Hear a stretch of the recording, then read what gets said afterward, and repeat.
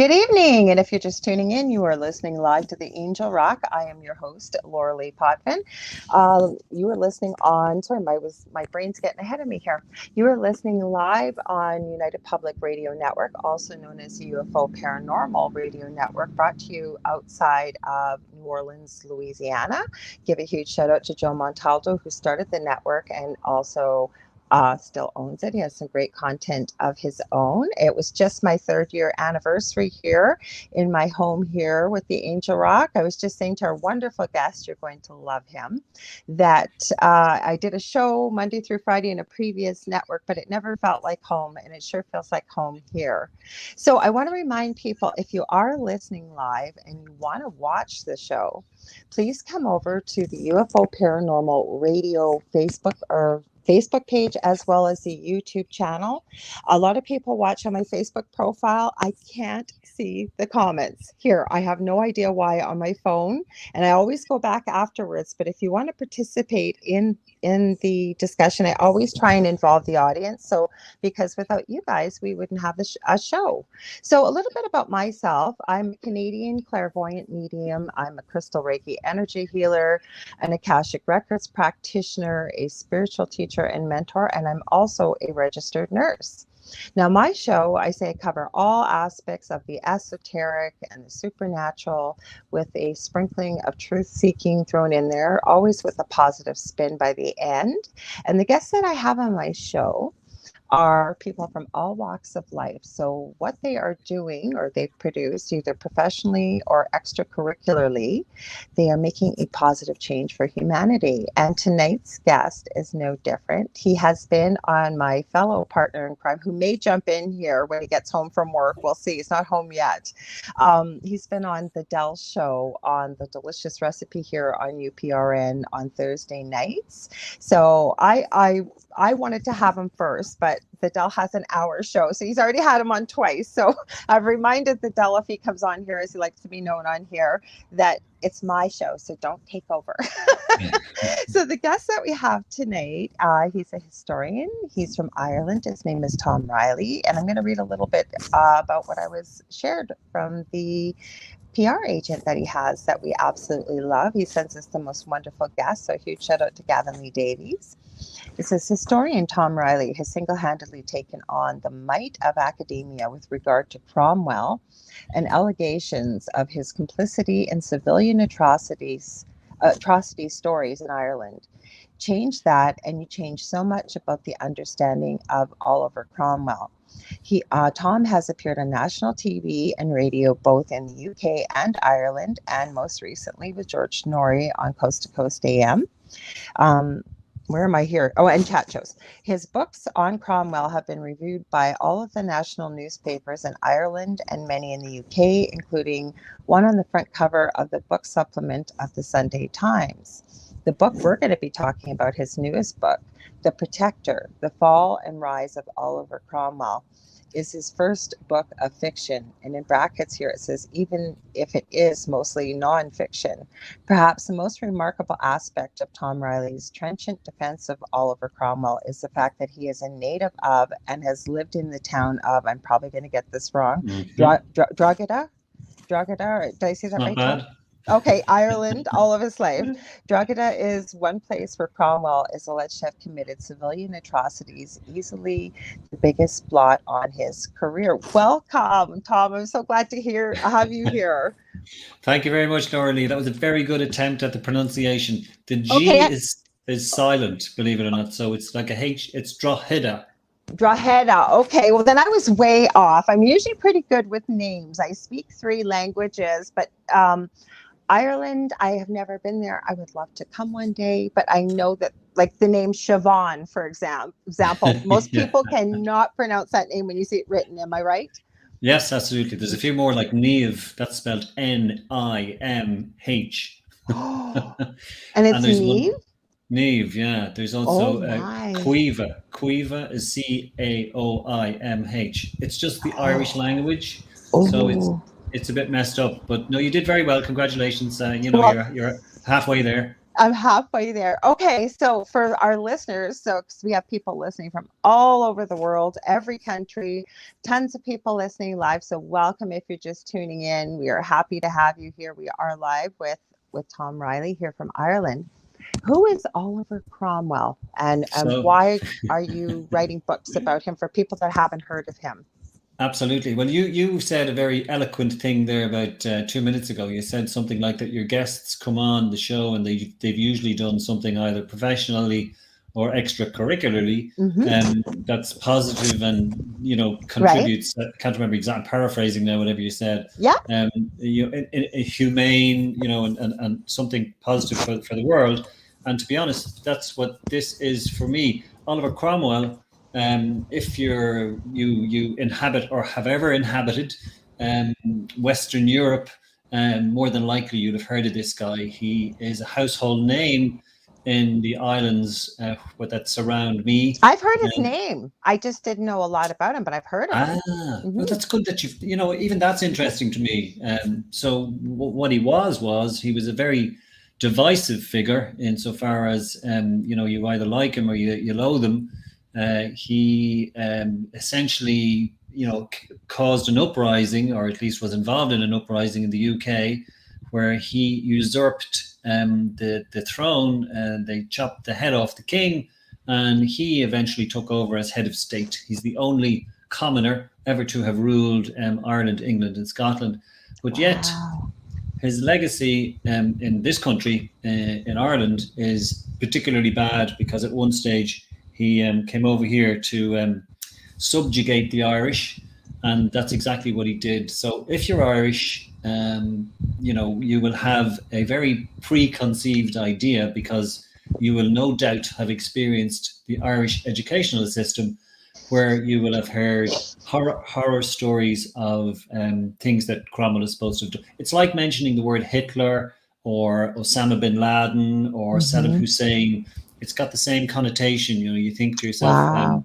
this guy was an animal, but he wasn't, and that's what I am setting out to do. As you said there, I'm trying to correct a historical miscarriage of justice. Well, I think that's so important, Tom, because I think we talked after when you were on Dell's show one time, Mm, or it might even have been, no, I think it was after. But it's almost like history keeps repeating itself, doesn't it? Because regardless of what or who the topic is, regardless, it seems, of where you live in so-called modern times, modern education system, history has been completely erased. It has been changed to a narrative that mm. doesn't support the facts. And that's what it sounds like with Oliver Cromwell. Like, why did they decide to, I can't even say discredit, because I know a bit of this story. I'm trying not to give it away with what they did with his Yeah. head, and but Yes, yes, but I know. why? Yeah. Yeah. So, well, again, like as you say, I think you're alluding to the fact that the victors always write history. I So love he that. ended Yeah. up, yeah, he ended up being a loser, and that has a different kind of a meaning these days. But he lost in the end. Now he after his death, certain things happened, and the king was returned, and the royalists came back to the UK. So they basically steamrolled completely over the regime that had gone previously, and they wanted to erase all trace of it in history. And that's essentially how it all started, and how he became a monster in this particular country. And I'm talking to you from Drogheda. I've never, as we say, left the parish. I've been here all my life, and I've Okay. never. Yeah, it's just one of those things. I'm a home bird, so Well, you I've know. never left Thunder Bay. Like, I've traveled. I live in northwestern Ontario. Now, Dell was born in Toronto. I think no, he was born here. He lived in Toronto many times. He's been all around the world, but he's moved. But no, I've lived here my whole life, so I hear you. Hmm. Okay, I was just interested in your hesitation there because you weren't sure where Adele was actually born, but that's interesting. Well, the reason, no, I was trying to remember, because there's quite a story about, because I'm a nurse as well, and Yeah. hurt my back, so I can't go back to work. But Okay. The story of Dell's birth, I'm surprised he hasn't told it on a show, maybe he has, is Mm. his mother was in nursing school at the time, and his father was in Toronto working as an electrician. When she went into labor, she was at school. So there were 25 nurses at the birth of Dell. And I was trying to think, where did this happen? Oh, that's right. It was here in Thunder Oh Bay. my And God. yes. So I said, you're quite famous being all newborn and welcome to the world with all these nurses. That's got to be a record. So surely that should be in the Guinness Book of Records. I don't know, but it's quite the story. Well, It we have so quite is. the history, Dell and I. Some of his relatives were at my first marriage, actually. We had the same aunt and uncle through marriage. So it's like we're the Okay. second generation of the mingling of families, if you will. Oh, excellent. So Anyways, back to, oh, go ahead. you've been haunting each other for some years then. Yes, we have. Yes, definitely. I was going to say, we got to get back to your story. I could go on and on and No, on. you're So, fine. yeah. That's fine. Yeah.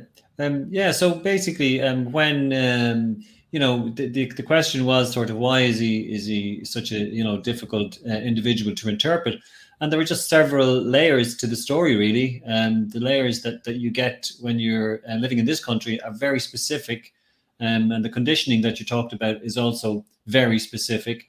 I don't know that it's necessarily because it happens over centuries. But I don't know, to me, the government, let's say in the 1890s, which was when Ireland, there's a very famous song that we're going to be a nation once again, Mm-hmm. that because we were suppressed by the English yoke for all those years, 800 years of oppression we talk about here.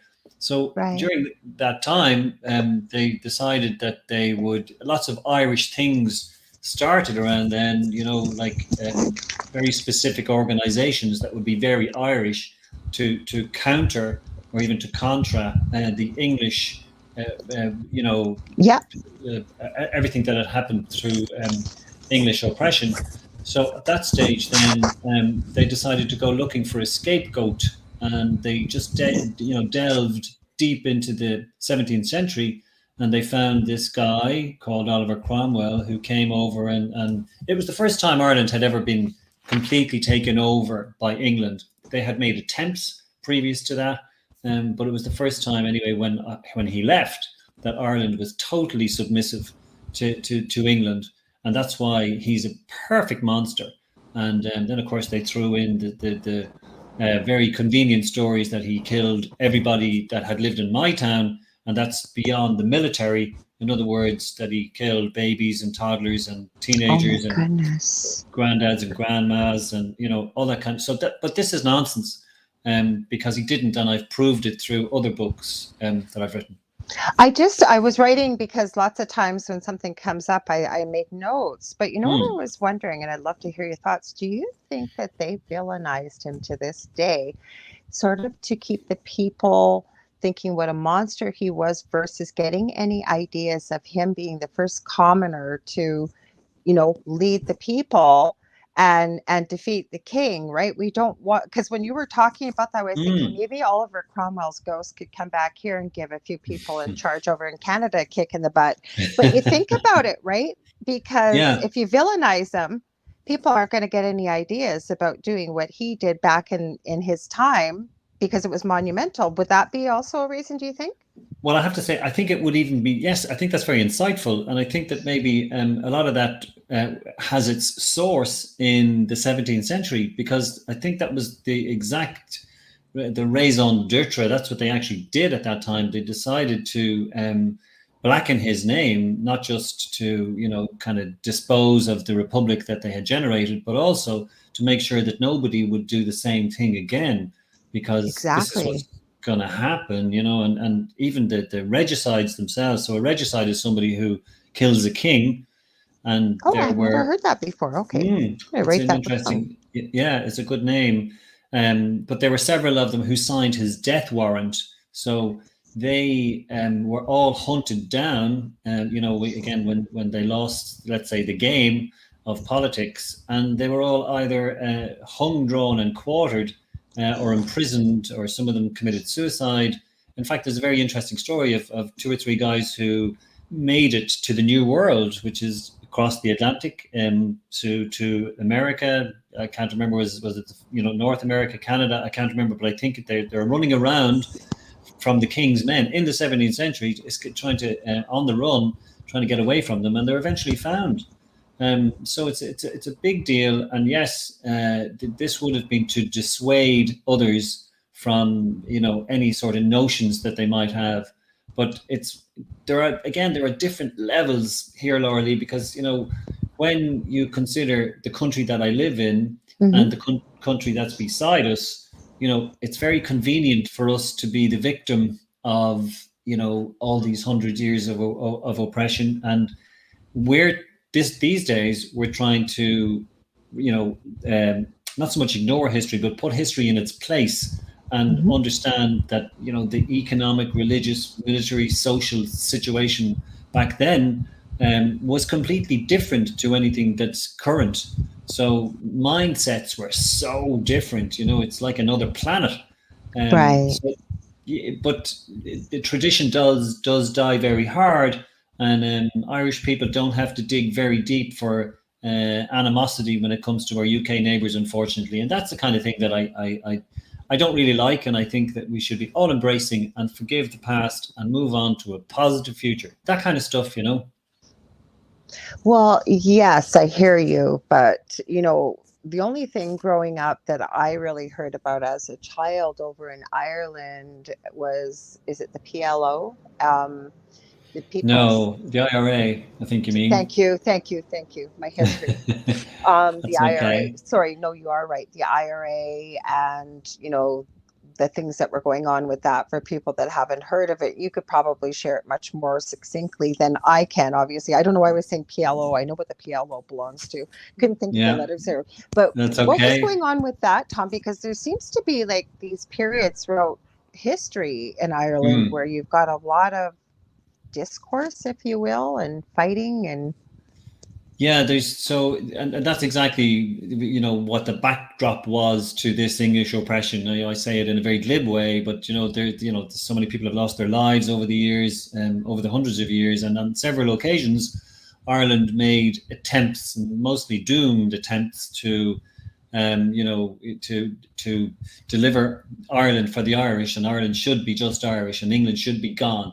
There's a very interesting figure, or so England has something like 192 countries in the United Nations, and England has invaded 170 of them.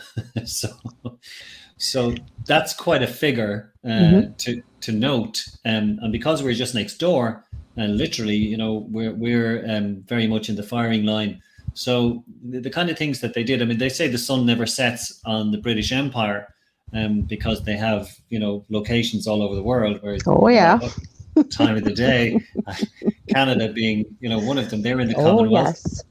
So, I mean, I find it very interesting. You talk about, and I know you mentioned the IRA, but I remember when I went as an Irishman, I went to Victoria in British Columbia, Vancouver Island, excuse me, and we couldn't understand what we were seeing. We were seeing, because it's Victoria, we were seeing Union Jacks, which is the British flag, all over the place, and that we found that offensive, because we kind of do, because it represents so many different aspects of Irish history here that are negative for us.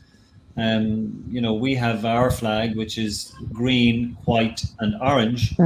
And interestingly, the green represents Ireland, the white represents peace, and the orange represents the Orange movement in the north of Ireland. So I suppose symbolically, that flag is seen to kind of link all factions over here. When you say the Orange movement, Tom, I don't think I've heard of that before. What is that? So that's basically William of Orange, who was... Oh, okay. Yeah. There's a reason why I'm laughing. After you've finished sharing this, I'll tell you why. Okay. It's not about your William of Orange. Okay, that's interesting. So he was a king, at least he became king after a battle which actually took place very close to Drogheda. as well. And so it's William of Orange, which is in France, but he was a Dutchman, so it's all very complicated. But the Orange movement would represent Protestantism in the north of Ireland, Isn't which that would represent. interesting?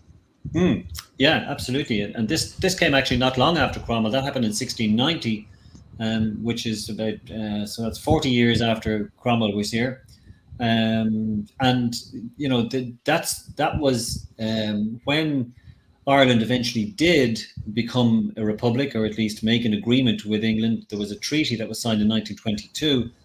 The 6 counties that were exempted from that treaty where, you know, unfortunately, a lot of people saw that as a stepping stone, but it became a very divisive area. So Protestants and Catholics. Yeah, because that's what I always hear about from but again, I'm across the pond, but we've always heard about Catholicism and, you know, this large Catholic, like the areas of Ireland with Catholicism versus can't talk tonight, Protestantism, yeah. It's okay. Yeah. That'll be the drink. Yeah, I haven't. I'm drinking Kool-Aid, I swear. Well, it's not Kool-Aid, but it's no alcohol. Yeah, so again, it's quite complicated, but the whole you know, notion was that, you know, when I was growing up, the Catholics equals good, Protestants equals bad. And I'm sure if you were brought up because I was brought up Catholic. I was, yes. Yeah. Okay. If you're brought up a Protestant, and the whole thing, you know, is crazy because both sects are Christian. So, you know, that's like, I really just find that very difficult to deal with. But however, it did, and it wasn't always the case that, you know, religion was the divide, because Orangeism in the north. It still is, but more so, one of the things that bothers me, sorry, I know we're going down this road, but I find it very interesting. Let's go there. Let's go wherever we need to go, because I got lots to add to that conversation. Okay. I'm still interested why you laughed when I said William of Orange. Okay, before you start, Dell's home now. Okay, the reason why I was laughing, because I knew Dell's grandparents, like before we were together.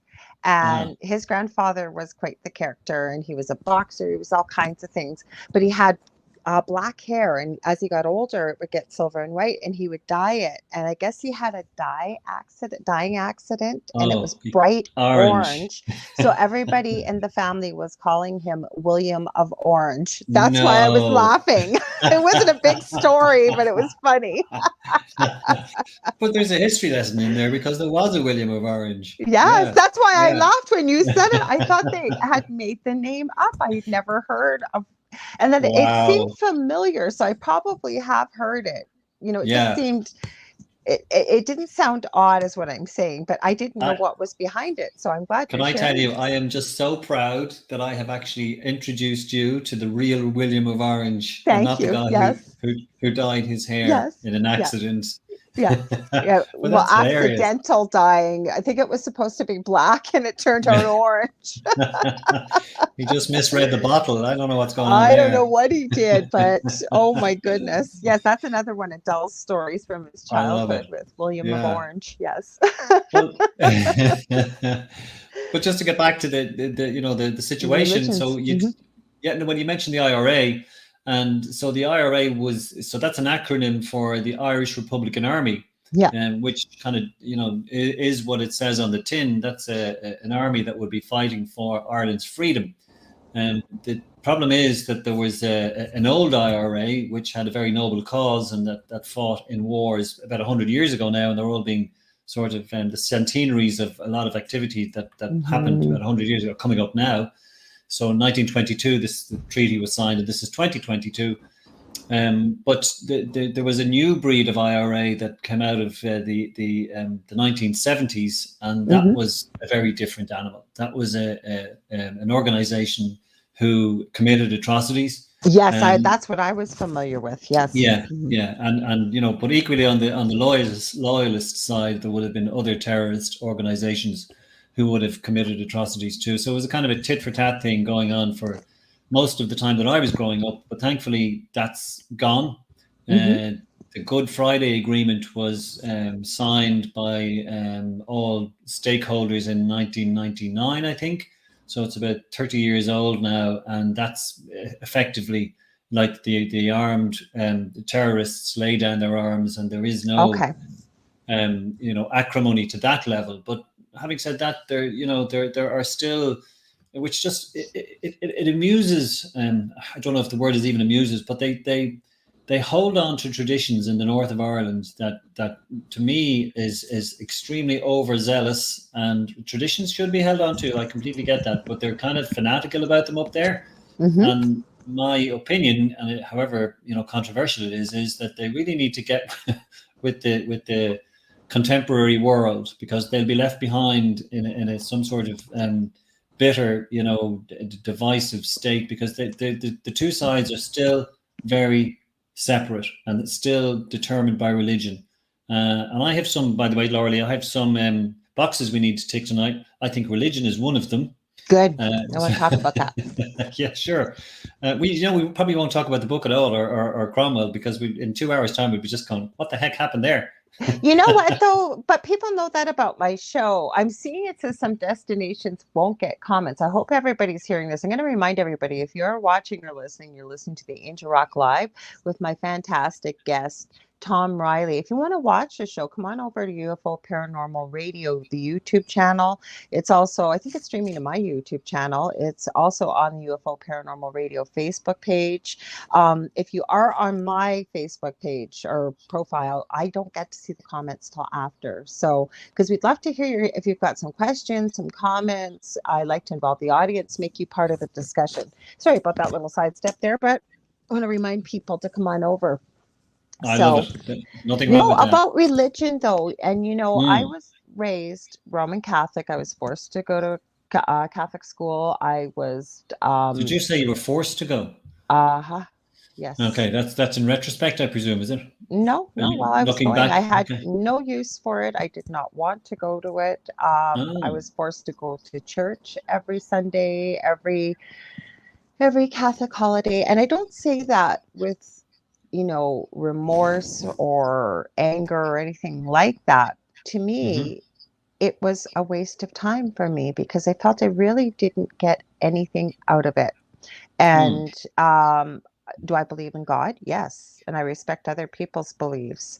But even with the paranormal situation we were through in the last 11 years, I've seen some comments below our TV episode like, well, the problem is you people don't get right with Jesus. You're living together and you're not married, or these Southern accents. You can hear them when they're saying this. I'm not saying people from the South say that. It's just there was one comment in particular that I knew where it came from, and it was like, seriously. So to me, we had a lot of people stating, well, your problem is you don't have a belief in God. Okay. And to me, with religion, and I have said this for years, and if some people need it, again, it's not my job to judge, but religion is a man-made created entity. I really believe that. Love to hear your thoughts. Oh, my head is currently bursting. Oh, wow. Yeah. So many things, almost every second word there. I was thinking of say this, but I just, didn't want to interrupt. You can interrupt it. Go ahead.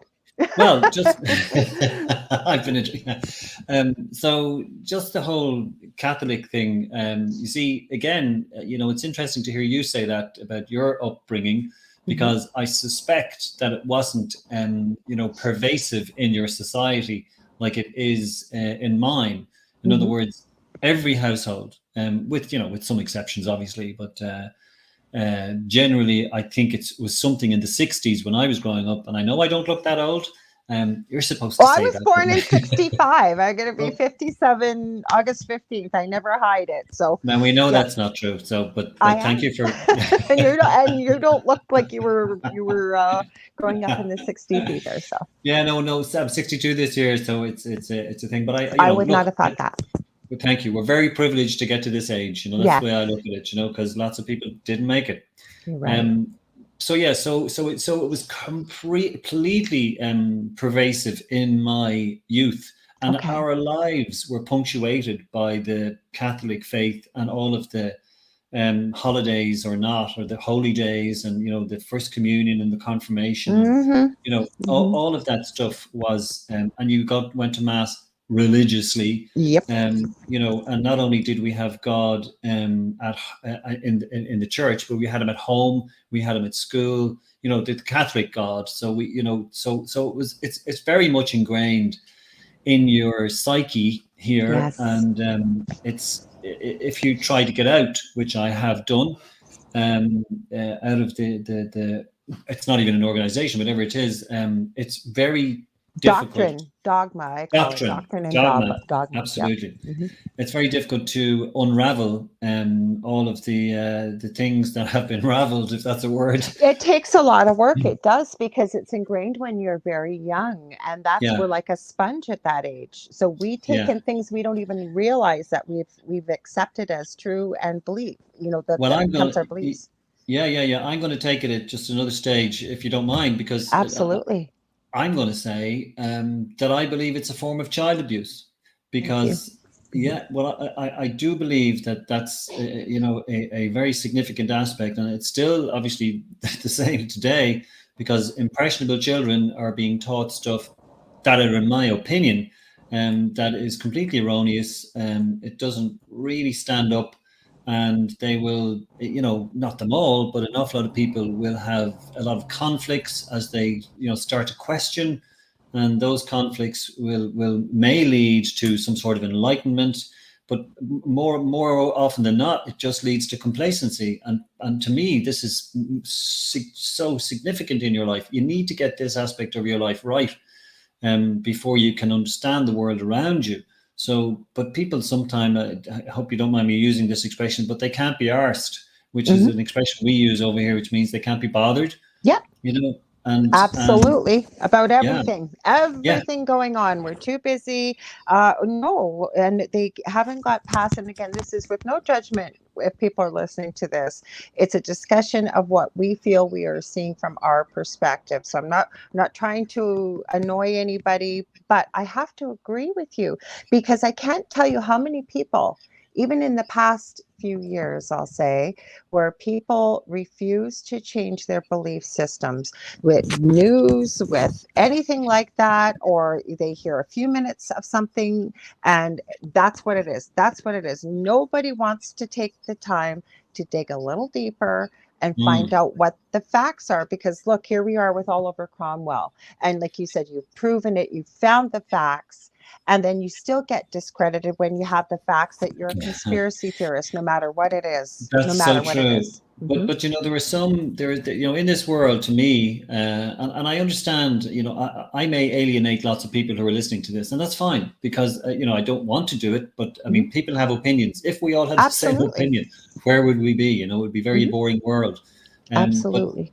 yeah, so when you talk about, when anybody talks about, you bring it up, the Catholic faith. So, you know, in my, you know, innocence back then, I thought this was such a, you know, incredibly, you know, and the religion, the organized religion that was Catholic faith, you know, had a wonderful history of positivity and all of the good Oh, things that yeah. it did throughout the world. You know, and I've Yes. just come in here sort of at 5 or 6, and I've just come into what an amazingly positive, you know, organized religion and faith. And then, you know, when you start to just lift up the layers, and I'm just He's gonna, home. I can hear him. Yeah, He's home. We're getting yeah, into religion. Oh, yeah, okay. Yes. yeah. So, Yeah, oh, we I didn't thought get you were into going to say that. something. No. Okay. Uh, I gotta uh, go change. Okay, go yeah, ahead, you Tom. go Sorry. change, Del. That's fine. You go change, Del, he said. That's fine. He stinks. I can smell him from here. Is this the butcher? Was he around meat today? He's always around me. That's what he That's does. He what doesn't stink, though, I'll tell you that. okay. You see, you only see the best.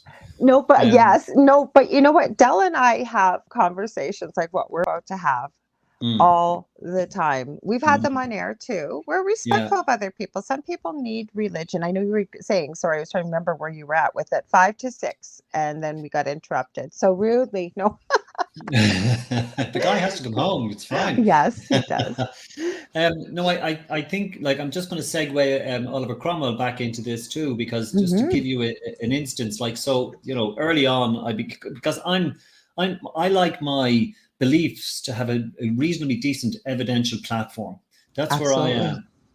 And whether it can't, to me, be categoric one way or the other. And I just, go on a little diversion at the moment, because, what I like to say generally about the normal or the paranormal or whatever way you perceive the world, nobody in the history of the world has ever proven one way or the other that such a thing is absolutely the case. And I mean, Mhm. I'm talking about something, that's my opinion. I Mhm. believe, yes, people have gone very close and there's lots of evidence and there's, and again, for one way or the other. But like, for instance, God, nobody has ever proven, in my opinion, that God exists. Yes, you can believe he exists, but nobody has ever proven that he exists. Mhm. So my mind is open on that one. I like it's open on a lot of things, and that's a very But you know controversial what you thing. said, the operative word here. Okay, Mm, and I like that is my mind is open. And I mm, was just thinking that because, things that I believe when I started this journey how many years ago, really I think it's truth seeking no matter what it is. mhm, I've changed my belief systems and what I thought to be true because I remained open minded that I don't know everything, that as new facts become apparent, as I you know, connect with other people and see whether it's research, no matter what it is. And I'm mm, talking generally, not even the paranormal, anything. sure. I realized that, yeah, that seems to really make sense and changed my perspective on things. And I think that we should, if we remain open minded, it's a learning process our whole life. I think we're students of life. Earth is a school. Very, what a wonderful expression. I totally Hmm. agree. And if like facts can't really, if they can't really be argued against, opinions can be changed, and that's what you just explained. Hmm. And to my mind, there was so much. There were so many flaws with what the Catholic faith were teaching me. And just to go back to the Cromwell thing, so what happened in his life is, so he's born into a certain age, Right. and into a certain society, and he goes to a certain school, and what he hears in the school is and I'm just going to use this very controversial expression, the cesspit of depravity that the Catholic Church has been throughout history. So, It he's has, though. It's not untrue. Like, all I kept thinking when you've been talking about this, and I have to throw it in. And mm, again, I'm not, some people really need religion. There's nothing wrong with that. But I think people are in for beyond a rude awakening when they really find out exactly what is going on. Like you said, the cesspit of, I forget what the depravity, depravity. depravity. Yeah, I think you're being kind because when you start to dig, yeah. holy cow, And there's there's a pun. people. Holy, Mhm. holy, holy cow is right. Yeah, I Yes. would use a very stronger. I would use a Mhm. stronger word. That would be a Yeah. better pun. Um, Yes. but and that's so. Picture this guy, and again, this all kind of nicely wraps up what we're saying. So it's Cromwell and religion. So he's sitting in this school room, and the teacher is telling him about popes throughout history who enlisted, people to go down to so on crusades to impose Christianity, Catholicism on those who were the great unwashed, and if they didn't conform, they just killed them. That's the way it was. You had the Spanish Inquisitions, you had the Crusades, you had what happened to the Cathars in France, where they burned men, women, and children alive, where they roasted them, where they just hung, drew, and quartered them. So this is over centuries, and several popes would have done this. And this is the Catholic faith that I was, born into. And it suddenly, when I discovered all these things, I thought, what am I doing? This doesn't. Why would I associate myself with an Hmm. organization like this? Okay, it's That's how different. I feel. Hmm. Yeah, it's different now, but how different is it? Look at the last 30 years. Look at, Hmm. since the 80s, when all these scandals have come out, and the sexual abuse and so on. Hmm. That the first time I heard about an Irish priest or bishop who was involved, Hmm. and that's when it just went for me, because I thought, oh my God, again, there's a pun, but this is the guy who is pontificating from the pulpit, telling us how to live our lives, and he's Hmm. molesting children, or he's got children of his own. And I this was didn't just, know that. I did not. I don't know how I didn't know this through one of our discussions off air. mm, Because we have the craziest discussions, Del and I. And he said, "Well, you do know why orphanages were created in the beginning, right?" And I said, "Well, because children that don't have parents." He goes, "No, they needed a place to house the children of the nuns that have been born mm, out of these relationships with priests." And yeah, there's, again, if you're not going to allow men to marry, that, priests. okay, are you taking Men can your, marry, Lorilei, by the way, just so you know. I meant with the church. I meant with the church. So if you're not allowing priests to get married and Yeah. you take that vow, Mm. that's fine. But then, like you said, they're standing up at a pulpit telling people basically, do what I tell you, not Yeah, what I not do. what I do. Yeah, Mhm, exactly. And that's the irony, and that really bothered me. But the other mhm. thing that I can point to very easily and very clearly is that we have names over here. We talk about the Irish language, and this is how I know these things because there's a name. There are two names here that are very interesting. So there's MacIntaggart and Mhm. there's Macanesby. Okay, Okay. so Macanesby and MacIntyre are very Irish names, and what they actually directly translate into MacIntaggart is Mac an Taggart, which is the son of the priest. Macanesby is Oh, Mac an Aspig, and that's the son of the bishop. So what I'm saying there is that oh, years ago, hundreds of years ago, before these man-made rules came in to say that priests couldn't marry, and I don't know because when they men came in. can. I know some who actually have. Exactly. Me too. Yeah, yeah. I'm a big advocate of marriage, by the way, so I'm not going to knock marriage. It's a Oh, terrific I don't knock institution. marriage either. To me, Absolutely. love is love, and my Yeah. eldest son is part of the LGBTQ community, and Yes, his I'm life aware. partner, no Yeah. problem at all. I think love is love. Mhm, Yeah, absolutely. No, yeah, I completely agree. mhm, But those, those, I don't know. It's just such a when you go back and think of the fact that priests could have children back in the day, bishops could have had children. This was legitimately, if you know what I mean, back, that whatever you took from that story. So they actually used to be able to have children. They used to be able to marry, and then suddenly some different regime comes along and says, "Oh, do you know what we'll do?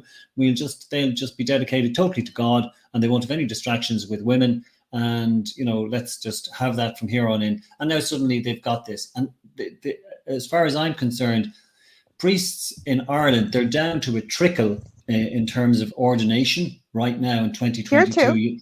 Here Yeah, too. I Mhm, would believe it. Yeah, and the future isn't really very bright because a lot of the priests who inhabit or run parishes are getting very old.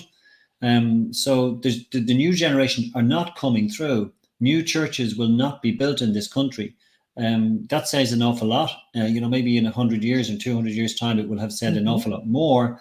But even in this country, people are a lot less religious than they were. I think there's something like it's either 10 or 15%, and that's a high percentage of people who have no religion here. mhm, So they would be atheists effectively or agnostics. mhm.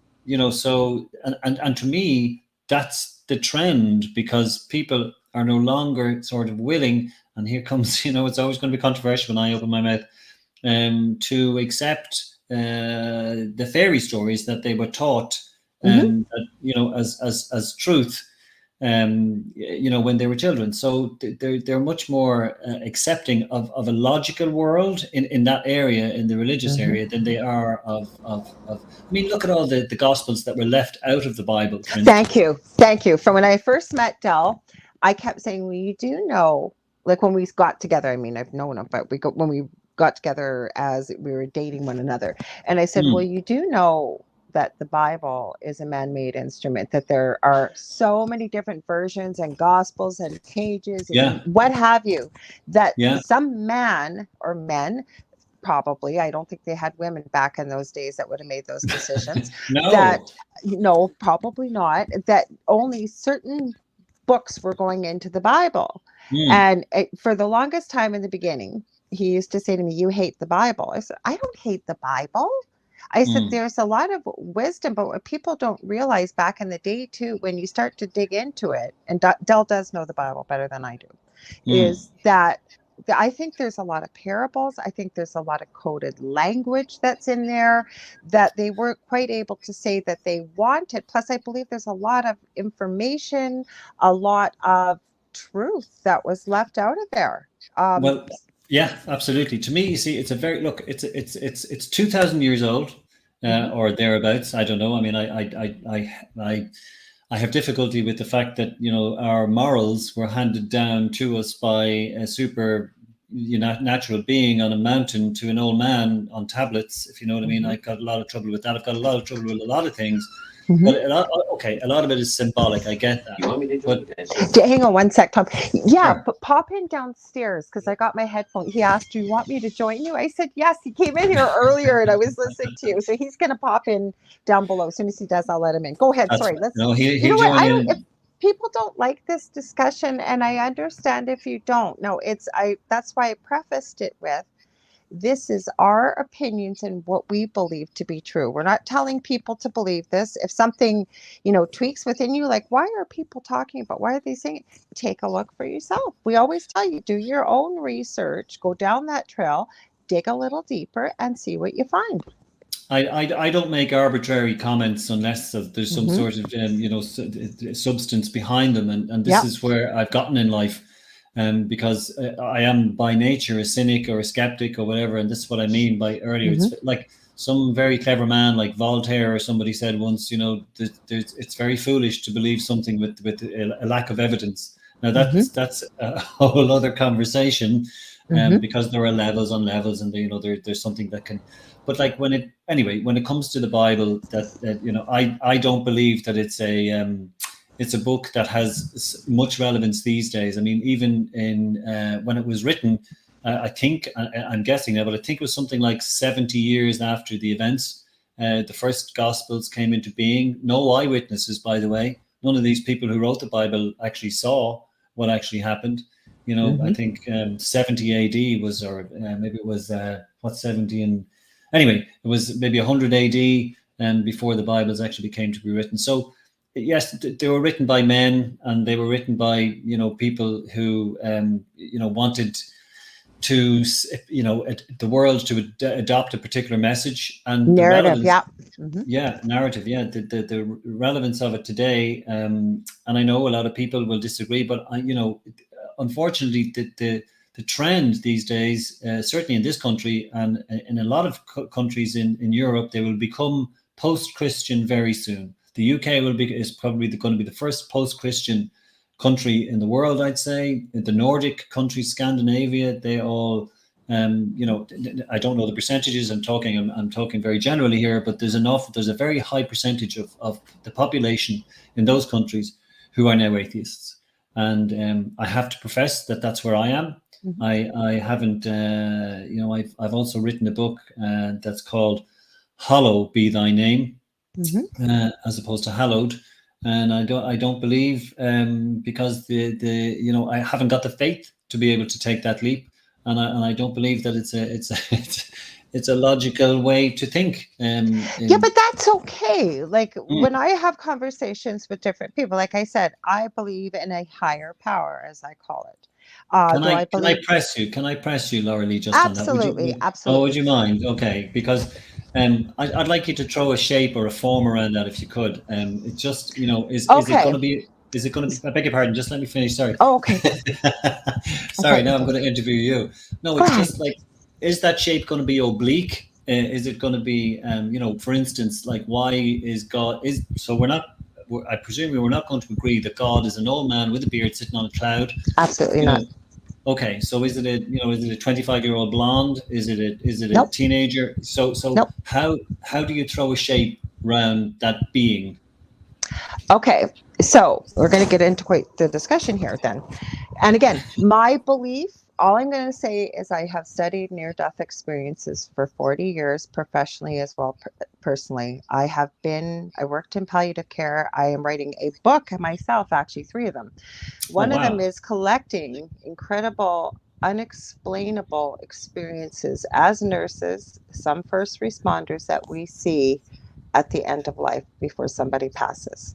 Hmm. So, as I understand it, right now in this moment, we are all here for a reason. I believe in reincarnation. I believe we've had thousands of past lives. Hmm. I believe that is God. Is he somebody sitting on a fluffy cloud? I think we're Hmm. looking at that with human eyes. Okay. Mm. With interviewing many people and the research I've done, and again, just my perspective, I Hmm. believe that we are an everlasting energy, immortal energy that goes on forever and ever and ever. Right now, we're just having a human experience in this lifetime. So when we come here, and this is going to sound crazy to some people, maybe to yourself, we choose to come here. That, like, there, as I understand it, To be to souls are. earth. Yes, absolutely. Hmm. Because we come in here with spiritual amnesia. We come in here with amnesia of all of our previous lives, most of us. Um, we come in here in these dense, heavy, fragile, clumsy bodies. Um, Gifts that we used to have that we no longer use, but I believe we're capable of telepathy, telekinesis. I believe we are capable of so much more than we've ever been told or taught to believe. On top of that, we got higher mind 111. I agree with you. Well, thank you. But again, this is just my perspective, and I'm very interested in hearing yours as well, Tom. But with a little bit further with this discussion, I also believe we incarnate with certain people, and that we it's almost like a play, if you will. One person Mm. described this, that you know what, you come here and you decide that whatever your higher self decides that it wants to learn, whatever lessons, like maybe you want to learn more about patience, you want to become better at patience in this lifetime. Well, guess Hmm. what, you're probably not going to get thrown into a Buddhist Zen monastery. Your life is going to carry on. You are going to have people pushing your buttons your whole life, and either you're going to get it or you don't. I think you got free will to do it. But when we pass, I believe we go back, we go, I call it going back home. We go back home. It may sound strange. Do I have proof of this? And I know that's what you're asking for. No. I'm bursting here, but keep going. I know, I can see it. I can feel it. The other thing is that with what we experience paranormally, and you know Dell well enough now, Dell is still a skeptic to this day. He Hmm. cannot explain how he has been thrown 15 feet across the kitchen, his arm cut. There's if he when he joins, if and when I will get him to share that with you. He didn't even tell me for 2 days because he had to pull out all the electrical. He had to test it with his battery. Like, he has that kind of mind. So that's what I believe. I don't actually call God God. I would call it source energy, where we come from. I always say, do I have all the answers? No. I Mm. don't think none of us will have the answers until we do pass from this lifetime. Well, Just that's my you. belief system. Yeah, no, absolutely. And I totally agree. And what I would absolutely emphatically agree with you on is that we don't have the answers. And that's what I love about these conversations, Yeah. because, and as you keep warning, if anybody is listening to this and who is taking offense, we are proffering our opinions, and that's all. And we Mhm. live and die by Yeah, them. but that's how we learn, like, from Yeah, one another, right? You hear what I have to say, I hear what you have to say, and say we came yeah. to a point where we didn't agree. We just agree to disagree. That's I, what we need. We need to have I, more discussions like this instead of being offended or I'm triggered or I yeah, can't yeah. talk about it. We need to talk. Go ahead. I know you got lots to add to this. No, no, that's a good word, because everybody's offended these days by so many things. Hmm. I mean, you've got the snowflakes who are offended by practically everything. So, Yes. but we're none of us are snowflakes here. Mm-mm. So what I heard, if you don't mind me saying, so Hmm. what I heard was I heard a lot of, and which is fine, because that's the way, and you couldn't really explain it any other way. I heard a lot of, and I'm just going to throw the word in there, illogicality. Um, Absolutely. yeah, and that's because it's very difficult, and that's the cliche that I'll throw back at you. I also heard you just mentioned about near death experiences that Hmm. you say were unexplained. Now, somebody would say it wouldn't be me, because I'm not an expert in by any manner of means in this. I'm just having a conversation, and somebody will explain those near death experiences to you from a physiological point of view, from a biological point of view. I can't do that. but I would prefer that I've answer. heard it and I understand it, but I'm going to tell you something else. Okay, the first week I did my show, it's funny I brought it up. I never do from my previous network. Okay, I Yeah. was mentoring a young gentleman. I used to work with a Facebook group quite a bit. I no longer do that here. And I have a friend, I don't know if you've heard of her, Heidi Hollis. She is the first person supposedly to have coined the phrase Hat Man or Shadow Man. She's actually over on Coast to Coast AM. She has her own show over there. Okay. She was on my show. I didn't really know her. Okay, and this young gentleman I was working with, and again, I hear some pretty strange things from people, and I I'm always say, sure you not my do. job to judge, and just keep an open mind because I think the truth will prevail eventually. It always does. And he started explaining the being that he claims he was in a previous life. He starts explaining heaven. And Heidi has had some very strange experiences in her lifetime. She's fascinating to talk to. I just messaged her. I need to have her back on here soon. She said yes. So those two never met before. And I don't have a copy of the show. I never got my archives. I'm kicking myself because there were so many good shows we had done over there. But they were finishing each other's sentences about what they had experienced and witnessed in heaven. And it was not a near-death experience, neither one of them. Well, you see, when I hear these things, and I'm sorry because I'm a little feisty this evening. I do apologize. Okay, let's get feisty. So when I hear those things, there are an awful lot of scenarios that people can use or say to attract one's attention. And so somebody finishing each other's sentences and talking about a place like called Darren heaven. Brown, like how he can influence people. Do you mind if I come to that? Yeah, because I can't remember if I spoke to this about Del about this, but yes, that's exactly what I'm going to come to that in a second, if you don't mind. So no, go ahead.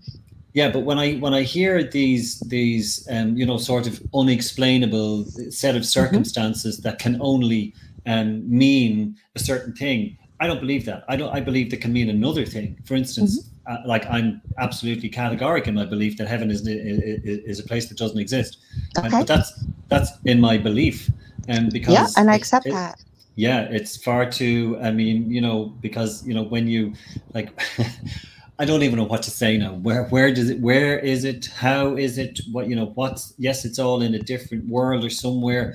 But anyway, so and I don't have an explanation as to why those people could finish each other's sentences and how but I would much prefer an explanation that was, Wouldn't it be nice if we had all the answers? That's what I always say. Yeah. Like if they just told us, so we don't have to try and figure all. I hear what you're saying because I do know about Darren Brown because Del watches everything. I don't watch a lot of TV. I'm working on resin pieces and creating a second business here, but I hear a lot of it, and I can tell you that Del has used some of Darren Brown's techniques.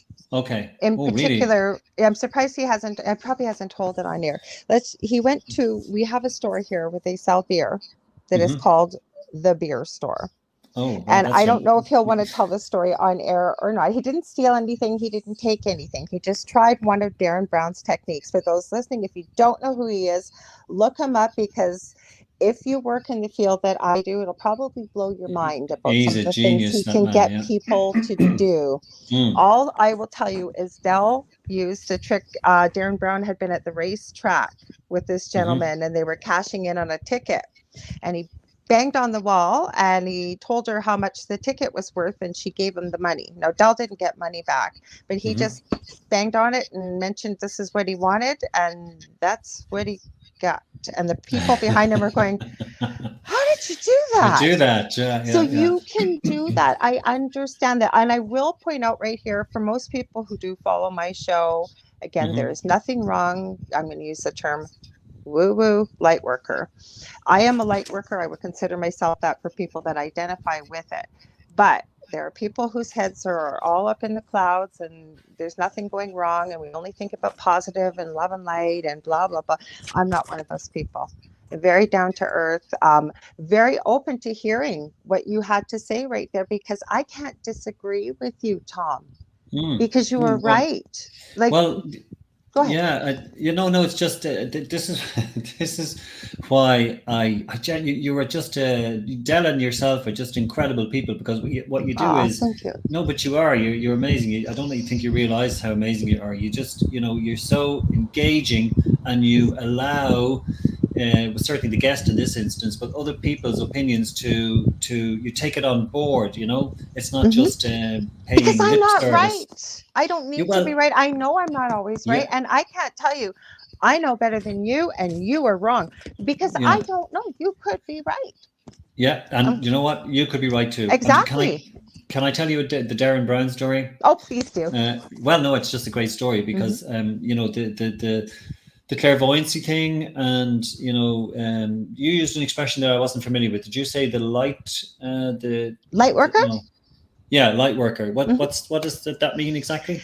Oh, that's the collective term that you're not a witch, but you basically, as a light worker, like an intuitive, a healer, spreading Okay, messages of a seer. positivity, light and love. Yeah. Some of the concepts I just mentioned here with you. Okay. Yeah. Spirituality, if you will. It's Gotcha. basically, it's That's a catch-all phrase, and it's quite popular, I yes. know, within these circles and certain areas of the world that people understand. Go ahead. Sorry. Yes, well, yeah, and again, a lot of my words will probably jar, as you say, in these circles. But look, that's what the conversation is all about. Mhm. So, Darren Brown, this is Googleable. It's on YouTube, and it's Hi, I'm just Deli. gonna, yeah. Oh, he's there. Oh, We're we must talking have about peaked. Darren Brown and Yeah, religion, so you'll get caught up soon. Okay. we may have. You're only coming in now. We may have piqued his interest earlier. Did we? No, we didn't. That's Oh, I okay. should introduce, for people that don't know, this is my real partner in life. I call my husband, I guess, common law. The Dell, I've already mentioned your show, The Delicious Recipe, on Thursdays. He knows Tom, but Tom's right about to get into a good Darren Brown story. Oh, good. Well, yeah, I'm just raging you missed the Bible conversation that we were Yes. having, Del, because I We believe you're navigated somewhat. it well. Yeah, we so did. Yeah, We were on the I same hear- page. yeah. That was page 28, by the way, just in case you're curious. And I told him about William of Orange, because there really is a William of Orange. Oh, is there? Oh, wow. Oh my God! How did you not know that? She told you the story about why my She did. grandfather The was hair. called- Yeah. Yeah. He died the hair, and it turned out to be a bad accident. Yeah, it did. Yeah, and he left it. Yeah. Yeah. Hey, it's his trademark. But nobody. You seem to miss the whole point that he was William of Orange, who was a real character in Irish history, in Irish When and he English mentioned history. this name, I started laughing, and I said, "I'm not laughing at your William of Orange. I'll tell you after your story what the William of Orange means." I thought she was being quite rude, but we let you away with that. So the Darren Brown, and Okay. forgive me, Dad, if you're hearing this for the second time. That's not a problem. So anyway, he is an English. I don't even know what word to describe him. To me, he's a genius. But he's I think he is. Absolutely, he's brilliant. He's a reader. He's a seer. He's if I stood in a room with him, I'd be I'd feel naked, because I'd feel he was looking right through my soul, whatever that is. Mhm. And but anyway, he went to the States for the first time. This is how I remembered the video. And he convinced a clairvoyant or a psychic that he could do a show. This was an American lady, and she said, "Okay, well, let's do a show." We got a lot of people in an auditorium, but when the show went out, and it's probably went out on TV here, but it's on YouTube. He explained to the viewer that what he was about to do was he was about to put on a performance, and he explained that performance was an act. And he explained very clearly that it's only an act, that he doesn't see people, or at least he wouldn't see people. He's not going to connect with the other world.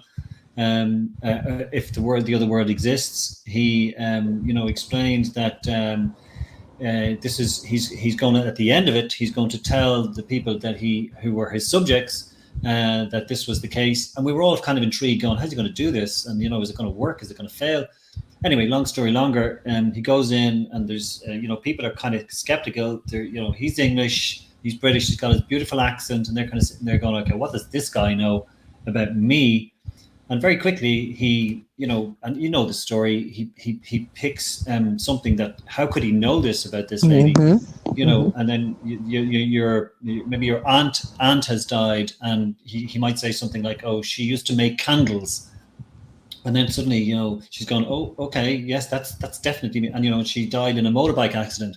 Now, how could he know these things? And he says other things. And I know, Lorilei, that this is your world.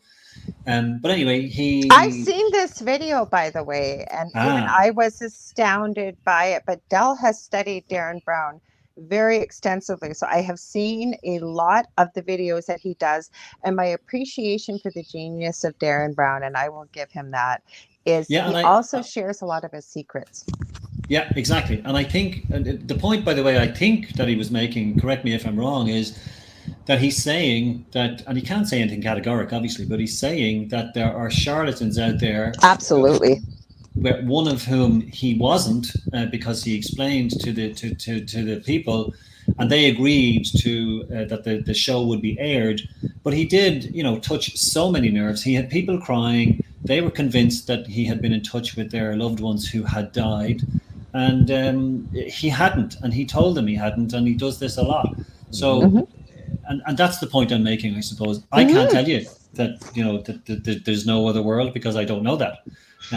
Same as I can't tell you what I believe that it's true too. I just told you I have changed my belief systems by what I come across, the people I meet, who I learn from, research I do. And again, that's why I say this all the time. You can ask Del. I've said on air, off air. I don't think any of us will know the answers until we leave this I call it this planet, transitioning back home, whatever it may be. And I can appreciate when people say they don't believe there's an afterlife. The only thing is with the afterlife, and Del, I was talking a little bit about this before you joined, was you are still a skeptic to this day. Like, you and Tom were probably on the same page with a lot of stuff. And when you got thrown across the kitchen, when you were in the fridge at 3 a.m. looking for the mustard, he didn't even tell me, like I had said before you come on, Del, that for a couple of days he had his battery tester, is it your voltage meter, testing everything. Well, he tells it better than I do. He still doesn't have an explanation. Is he willing to say it's the paranormal? No. When we were on TV for our interview, they were trying to get him to say the word demon. Would he say it? Absolutely not. Right, Del? Yeah, well, that comes into the whole part. There's that too many people, I think, jump to conclusions off the bat there, and they don't I come back from an engineering background there too. So I was electrical engineer, environmental engineering. I was iron worker, construction, stuff like that. So I know and build houses and stuff like that. So I got to go and find something 6 ways from Sunday to go and try and figure things out there before I jump to the final conclusion on something. Excellent. Yeah. And I think that's the way to. But I'm also open minded. Well, it could be possibly something else that happened, maybe, but I have no explanation for it to this date. So. Well, as a skeptic, Del, do you mind if I just chip in here? So if you are, reasonably skeptical about things like that, can you explain, what actually happened and what you think was the reason? Is it something? Would you automatically default to a supernatural explanation, or would you consider that it was? See, that comes kind of hard because of the few things that sort of happened in that house. That's what I said. It was weird because I had set up security cameras, and I put one down in the basement as well. And it all seemed to be sort of a really localized area of like about 20 by 30 out of the house from the basement to the upstairs floor where things happened. Like I have no clue. I have no clue how this cabinet, a curio cabinet. I guess it's one of those. It's a cabinet that you put like little shot glasses or those little teaspoons and that knickknacks. It's like about 2 feet by 2 feet. It was on hooks, heavy duty hooks, screwed onto the wall. There was recycling bins underneath there, so if the dogs or cats jumped up, they would have landed in the recycling bins. This thing popped up off the wall. Yeah. Shot over to the left. Right? So it popped off, came out about 4 inches, came out, severed all the cords, and then ended up another 15 feet in the living room. And the Holy hooks are crap. still in the wall and still on the cabinet. The other thing he I went. almost died. Sorry, go ahead, Del, because I want to tell that story. Yeah, Yeah. but the thing was weird is that I went and I put it back on there and I started hitting this thing We with tried a everything. broomstick, a hockey stick, pushing it up to get it to go in the same direction. Yeah. Couldn't even get the thing off the wall, or it would just swing on the wall. One hook would come off, but not the other. And I was like, okay, well, that's sort of a little bit weird. And then, yeah, that part with That's a little bit weird. That's not a little bit weird. Okay, Yeah. so this is what happened, Tom. Okay, some of the strange. This is my second book I am writing, and I have pictures. I have all kinds of stuff from this that we can't explain. I wasn't sleeping very well, and apparently he had a security camera in the laundry room where a lot of the activity was in our old house in the basement, and apparently I was sitting on a chair. And I was standing up and I was talking and laughing and pointing at something. I don't even remember this. All I remember is he came in the room. This is the middle of the night. And he said he was very angry with me and he was speaking very harshly to me. And it takes a lot to get me really angry. I was like, I just felt so angry. I was, don't you talk to me that way. And he's going, come on, Laura, come on. You got to get out of here. Took me out of the room. I'm fine. And I'm going, what the hell just happened? I'm laying in bed next to him. Yeah. And all of a sudden it's like he's seizuring. He was already asleep. And I'm shaking him and saying, Del. And I swear to God to you, Tom, you've met Del a few times. It was his voice. And he said, I'm okay. I'm all right. And I knew there was no way in hell. And I've got a bad back and our bed used to be against the wall. I leaped over there, picked him up, and I am shaking and shaking and shaking him. I swear to God to you, Tom, this black stuff started coming out of him. And then you could pick up the story because he woke up, but he said something felt like it was breaking your ribs. Yeah, that was it. Yeah, it just felt like what was this black stuff? Oh yeah. Just I started coughing up all this black mucus and stuff it looked like that. Goo. Out of your mouth. Out of my nose. It was coming out of my nose, out of my mouth, and it felt like somebody was crushing my chest. And I was like, well, I don't know what it is. I smoke, and I'm like, but no, I've never coughed up. Okay, I even considered that being a nurse. Like, okay, right. Again, are we saying that? Yeah. But I'm telling you, a lot of strange stuff went on in that house. A lot of people besides ourselves experienced strange stuff. Pictures. Again, are we saying there's a heaven, there's a God, no, but there's no explanation. Yeah, you see, this is what makes conversations like this so interesting, because you can't discount, that sort of a story. You have to. I can't explain it. You guys can't explain it. You can choose the explanation that you'd like to kind of, embrace. I wasn't there, so you say it very honestly and very sincerely. And that's but my starting that's point, why I took pictures. I almost took a picture of what he had come out of him, and I thought, oh, that's a little bit much, and I'm kicking myself that I didn't. I took pictures and video of everything, Tom, because again, I come from a science background with a nurse. I went to university. I have my science degree. He's got a science. So we were trying to, like, what the heck is going on? I kept saying to Del, if we don't document this, nobody in their right mind will ever believe us, because it's so incredulous, the things that happen. It's a great idea that you had the foresight to be able to do that. Most people have experiences that they don't, and you've nailed that. I'm interested to read this book, by the way, when it comes out. But one of the things. Sorry, go ahead, Del. Yeah, I was gonna say that the one thing that goes on, the reason that we started watching things is we had our car batteries out of 3 vehicles all were dying all the time.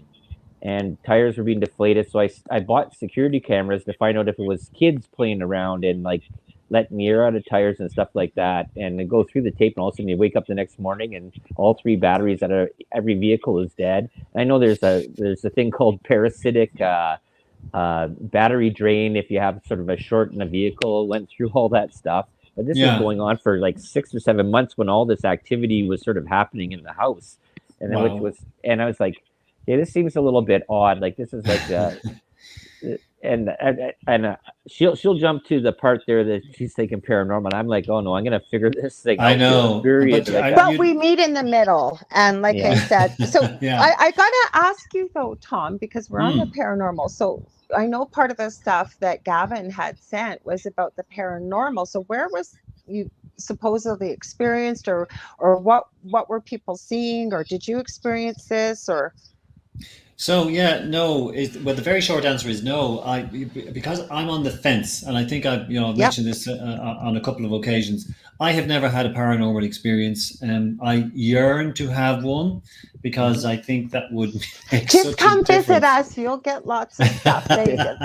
I'm I never booking the thought I'd have a ticket. discussion about fairies with Del. Let's put it that way, and Yeah. little people. But I digress. Go ahead. Sorry. Yeah, no, that's okay. Yeah, absolutely. No, no, it's just that there are so many things that would, and this is the problem with life. You're never going to get that epiphany.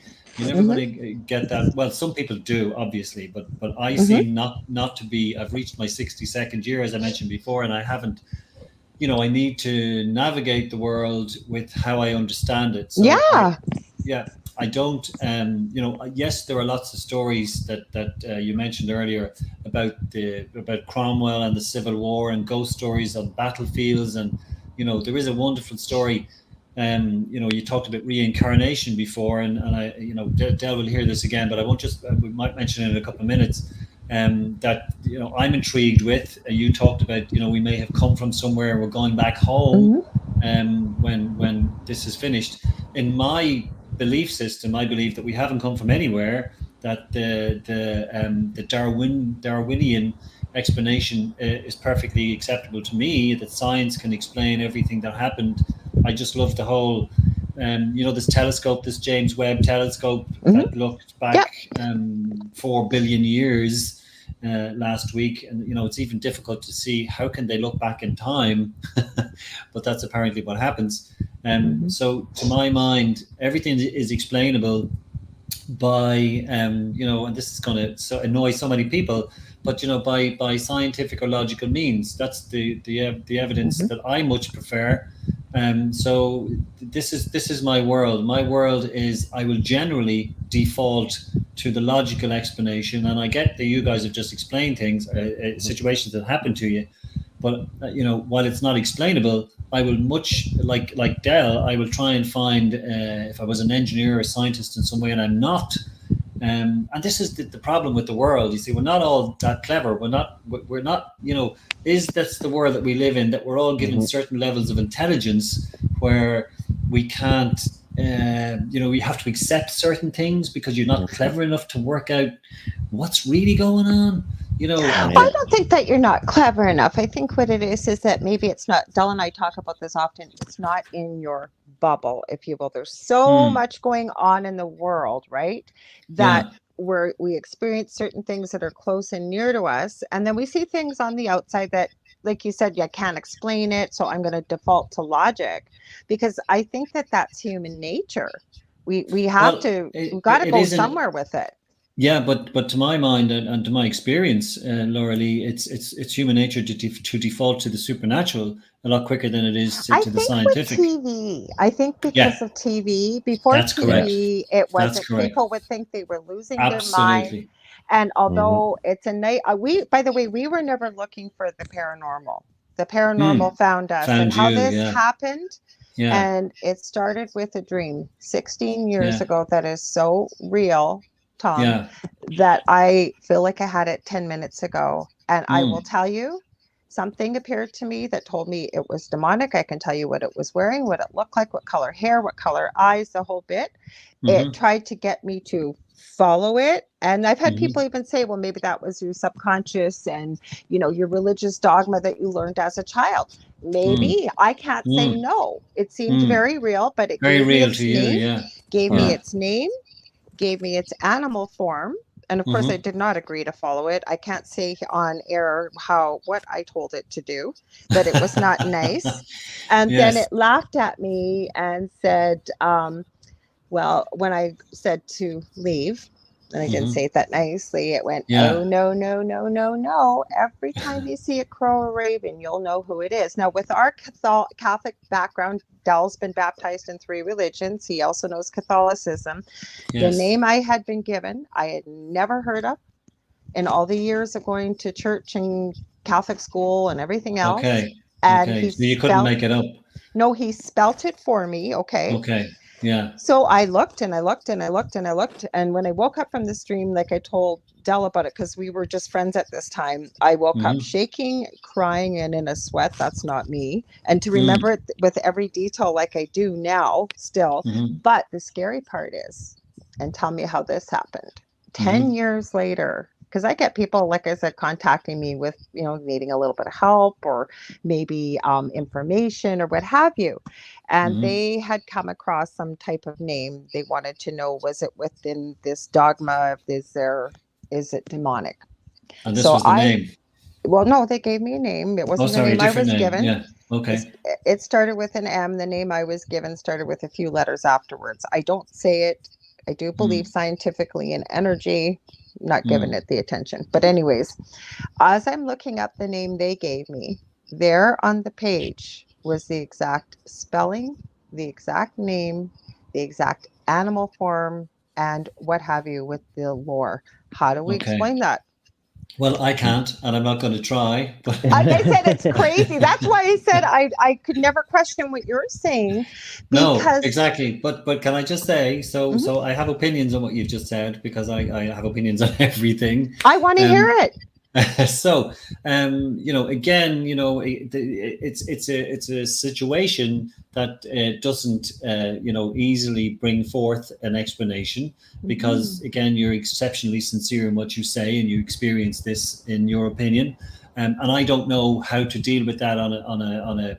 Plus, you weren't in my dream, right, Tom? Well, maybe tonight, Lorilei.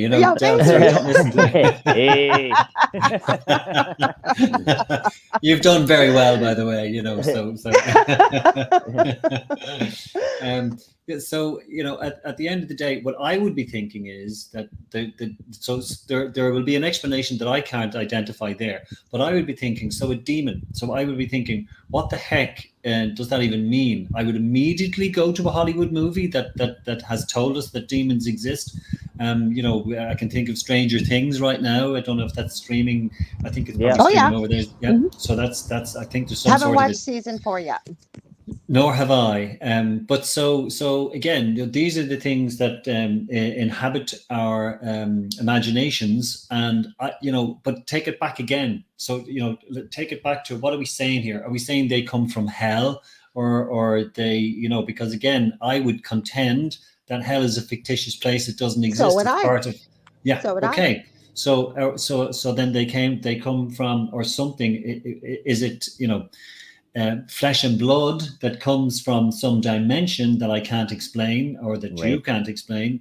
Yeah. So what are we saying here? What is the source of that particular? Yes, I understand you had an experience, but what's the source of, what the heck is a demon? I don't for a second believe. This guy looked like a man. Like a man. Yeah, but sure. That's the part is, though, is that that's your interpretation of your reality, that what you've seen there, right? So that's the thing where it comes difference. I understand what Tom's saying there is that we can't understand your experience because we're not seeing it through your experience. And I agree with Tom. I agree with him. I agree with everything. Well, we're not questioning. I'm not questioning, Lorilei, for a second, that you had that experience. I suppose. And again, it's like death. And you mentioned a very interesting word. And if you don't mind, we'll hone in on that now, because so, and I've said this, and Dale will hear this for the second time. So when you're talking about consciousness, when one dies, and all of the process of death, and the decomposition, and what happens to the body, and so on. And to my mind, because I've thought about this, and I've looked at it, and I've read it, and all of those things happen. I've experienced it. Okay, that's very. Can we come back to that? Did you just say that you've experienced death, or other people's deaths? Other people's deaths, from before birth practically to over 100 years of age. Okay. A lot. No, I haven't. I think I had a near-death experience as a toddler. I don't speak to my parents. So, but as I understand it, I do believe I have had one as about almost 3-year-old. Well, that's wonderful, and it's brilliant to be able to harness that, and because it's obviously shaped you in some way at such an early age. I haven't at any age had anything like that, and again, like whoever has had, they're either very lucky or they're blessed in some way that they can relate to that and make that form their opinions.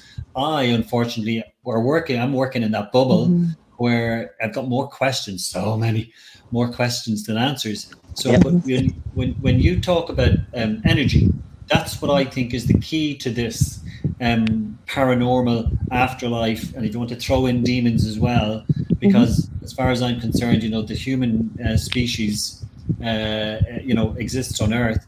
And then we spoke before about other planets and other potential life forms and other potential galaxies and universes and parallel dimensions. But when it comes to energy in this world or this Earth, that's the key to me to where something can be explained, because I believe what I believe in, and I think it's a fact, is that energy actually doesn't dissipate. I'm writing that right down, the law of physics. I know Del wants to say something when you're finished, and I'll write that down. Sure. It's just, I think we have enough energy, and this has nothing to do with consciousness or the human physical system. We have enough energy to light a bulb that's something like 20 or 30 watts, energy, which is very separate. So where does that go when you die? That's a rhetorical question. I just wrote that question down. Where do we go then? Because law of physics, and I'll stop Del because I know you got a big thing to say there. Law of physics, okay, energy can neither be created nor destroyed. It can only be transferred from one place to another. Correct. So first of all, where did the energy come in from, and where does it go when we leave? Go ahead, Del. Yeah. I just wanted to go back to this one part there. When it comes into suggestion, and that was when I came in there, you guys were talking about Darren Brown. And the thing that I liked about him the most was that he explained everything and how he set it up, and that was good. And he did this one thing where he went to the racetrack. I started to tell it about the beer store. I didn't want to say too much. No, but Del will tell it much better. I didn't know if you wanted people to know. And what he did was that he went into the racetrack and he goes and gets a ticket there for the race. And he goes to the counter and he lost the race. His ticket's a loser. And he smacks the table right in front of the girl. He goes, "It's the winner." And she pays him out $114. And once you pay it, I guess, even if there's an error, they can't change it. Yeah. And you did the same thing. And he did this 3 times. He donated the money to charity afterwards anyways. But the thing was, is that then he explained is that he had already pre-suggested this girl for 6 months. He'd already found her out, and he was given suggestions. So this is a part that this is a question. This is a thought that's going through my mind here too. With a lot of media and television stuff like that, because Eric Bernays did this too, as well as about power suggestion and telling a lie and stuff like that. If you put this in and power suggestion in there, that could cause you to start thinking something different than what it is. I agree. And you got to figure. You got to figure right now. I had a picture I used to post up there before. It was 1918 New York, and it was just electrical lines all over the place. There's telephone lines going everywhere and power to everything, and it was just a sea of wires all over. Now today, there is no lines anymore. They're underground, but there's so much Wi-Fi energy and 5G, 3G, 4G. You don't see the wires anymore, but it's just bombarded with electrical energy that's going through there, because you're not seeing it. You don't know. It's like, with the high tension electrical lines, people are getting sick from those things. There, the amount of energy that were going out. So you got to figure what's going off there in a town, and especially these mass cities with all this. I guess you invisible energy. Invisible energy that's going on there. And they've done tests on this. I've looked in this and about how they can go and manipulate energy. You ever hear about the brown note? The brown note is something that they've been trying out in the UK and also in the States. It's a very low frequency that they put these speakers there. They use it in the military too as well, and they pump this low deep of vibration energy, and it causes people to release their bowels, right? So it's I wasn't called, expecting that. Yeah, it's yeah, for crowd dispersion. yeah, Okay. to get them to run away, right? Just nobody wants to go and Crap crap their their Yeah. pants. pants out in front of everybody else. You want to go and run away, right? But no, Yes. this is a technology that's out there, and it's Wow. yeah, it's amazing how I think Tesla was on this whole thing there with when he was talking about 3, 6, and 9, and then he said with energy modulation, fluctuation, frequency, that there was so much more that can be sort of done with this stuff. That's the whole, but that's where he basically came up with AC current though, and but there's other things. There was that if you look back in the past, a lot of stuff with churches and that is with the hymns and the way the spires were and the way that the church Yeah. chapels inside were to Okay. resonate to Yeah. cause a vibration Yeah. and to cause a feeling, and that's why certain songs are done in certain ways. Yeah, like they that's why they always said like the devil's note in the blues, right? That dropped the quarter note, and it sort of was a dissonant to it, right? That was away from the angelic note to the dissonant note. And there's a lot, like I play guitar, I play piano, It's and stuff like complicated. that. Yeah. So Yeah. but there a lot of things that are involved with that, with frequency, vibration, and amplitude. And I'm just wondering if some of this stuff is that we're being bombarded, and there could be, I'm not saying this is, I'm just saying there could be a possibility that people nowadays are seeing a lot more paranormal activity because we're bombarded with so many frequencies. Yeah, absolutely. And that sounds to me, that's very interesting. Or because Project Mockingbird still exists too. We are being that's true, yeah. That's why it's called programming with TV programs. Heck, we could do a whole show on that stuff because Joe Montaldo, who owns this station, when we've done panel shows, he likes to call me Conspiracy Princess. And I always say, no, the stuff that I try to educate myself with, and this is why I'm open to having a discussion like this, Tom, is because a lot of stuff out there. Oliver Cromwell, we've had him villainized, and I'm really glad that you pulled Adolf Hitler and Osama bin Laden in, so people realize the level that this poor gentleman was villainized. We didn't even get into about his head, what happened with that. We got time. No, but I think that's important. Yeah, I think because they might have heard it on my show, but on your show, we have a different audience. This is an interesting story because this is really, really crazy. Yeah. Go ahead, Tom. See, what did I tell you, Tom? I told them before it came on, you're more than welcome to come. It's not your show. No, we do shows together all the time. Like, that's why we always tell people, I check with my guests the day of, and, once in a while people forget or whatever. And I always say, don't worry, I got a built-in guest. And he does too. It's the informality that also makes the guest very relaxed as well. We're just having a conversation, it's just amazing. I wanted to come back to so many things you've mentioned there. The problem is 2 hours isn't enough, by the way. Well, you have to come back. You have to come back, and we'll have Del on if he can get a Monday off. Yeah, absolutely. Such an interesting guy. I'm going to sound boring now because this is anyway. It is an interesting. Well, we story. can go back. We can go wherever you want. You're the guest. Yeah, I always say it's your show. Yeah. So it's funny, isn't it? I get more excited about this conversation than I am about my own book and talking about the subject. Well, let's just tell the story of the head, then we'll go Let's back. do it. Yeah, because it's also. How about you just go like this? It says the head ended up somewhere where it wasn't supposed to be. So let's go back to where it traveled where it started from. And how did someone get the head? Excellent. So firstly, the story of the head's life is that it was actually affixed to the rest of his body at the beginning of its life. And so when, because of a combination of certain circumstances, Cromwell, as I mentioned before, became the head of state in the UK. Now, that didn't go down well with the royalists because it's all about heads. He had chopped off the head of the king. So when Cromwell died, he was the main target for the royalists who came back. And King Charles II came back onto the throne. And even though he was dead, they dug up his body because they wanted to show. They unburied him, as they use the expression. So you were talking earlier on, Lorilei, about to put people off doing something like he did. This is a very good example, even at death, beyond death. So they hung, drew, and quartered his body, as an example in public places. So. Nothing sends a message like a public drawing and quartering. And this is 2 years after he's dead, So, so this dear God! Emphatic. Yeah, the corpse, exactly. Yeah, it's not obviously.